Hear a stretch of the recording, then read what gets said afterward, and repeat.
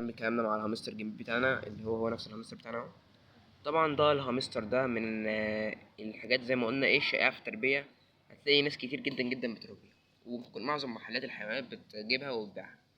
طبعا لو بعت الهامستر زي ما قلنا هيتوحش وهيبقى يعضك، ولما تيجي تمسكه هيعضك وهيبهدلك وهيعورك جامد جدا، لأن سنانه طويلة. استنى أحاول أوريكوا سنانه في الكاميرا. باين سنانك يا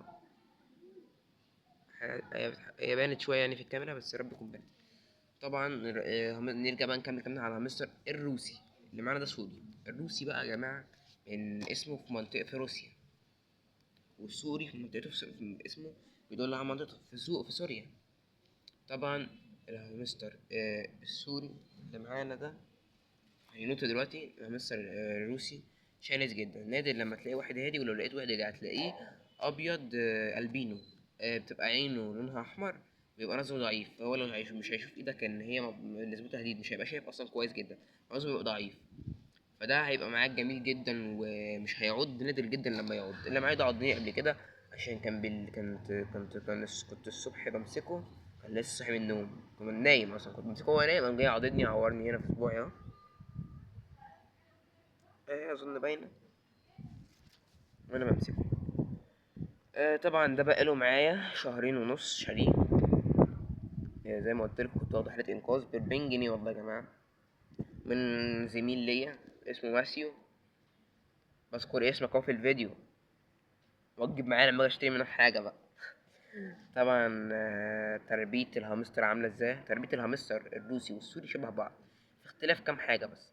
الهامستر السوري بتحط له خضار مليان مية مليان مية، والهامستر الروسي بتحط له خضار فيه مية عادي بكميات كبيرة، لأن هو متحطلوش طبق مية، لكن ده بتحط له كميات عادية وبتحط له مية. الهامستر التاني مش لازم له مية عادي يعني، مش هيحصل له حاجة، مش هيجيله جفاف ولا أي حاجة.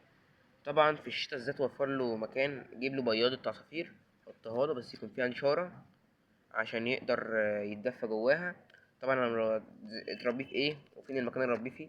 حوض ازاز يكون واسع، او تحاول تجيب له مثلا برميل تحطه فيه، وتحاول تكبر المساحة كل شوية عشان ما يتعبش منك ويموت منك، لان هو بيحب مكان واسع. مكان كده جزء يكون بيخصص لنفسه، جزء يعمل فيه حمام، وجزء ينام فيه، وجزء ياكل فيه، تحط فيه مكان اكله على جنب وياكل فيه.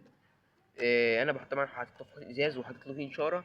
اهم حاجه بالهامستر وفي تربيه الفئران المايس وتربيه الفئران وكل الكلام ده كله، اهم حاجه نشاره الخشب.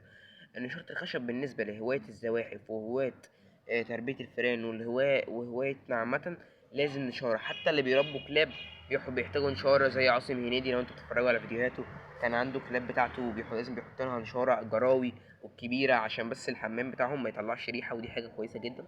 ودلوقتي هحاول اوريكم الحوض بتاعه، بس المشكله الكاميرا مش هتوضح لان الاوضه ضلمه مفيش فيها ضوء.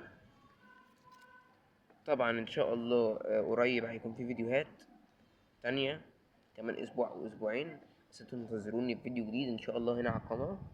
وبس كده يا جماعه، ده كان فيديو النهارده مع الهامستر السوري. وانت لو عايزين فيديو كامل عن الهامستر، اي عض يا جماعه، بس عض حد، عايزين فيديو كمان عن الهامستر الروسي، يبقوا كلموني. ده كان معاكم فيديو عن الهامستر السوري ومعلومات خفيفة عن الهامستر الروسي. يلا كده يا جماعة، سلام. أتمنى بس تحطوا لايك وتشيروا الفيديو ده لكل أصحابكم اللي بيحبوا الهامستر، تعملوا لايك وتشتركوا في القناة. عايزين نوصل 1000 مشترك قبل نهاية السنة، قبل نهاية 2000. عايزين نخش 2026 واحنا ب1000 متابع إن شاء الله يا جماعة. بس كده كان فيديو النهاردة، سلام.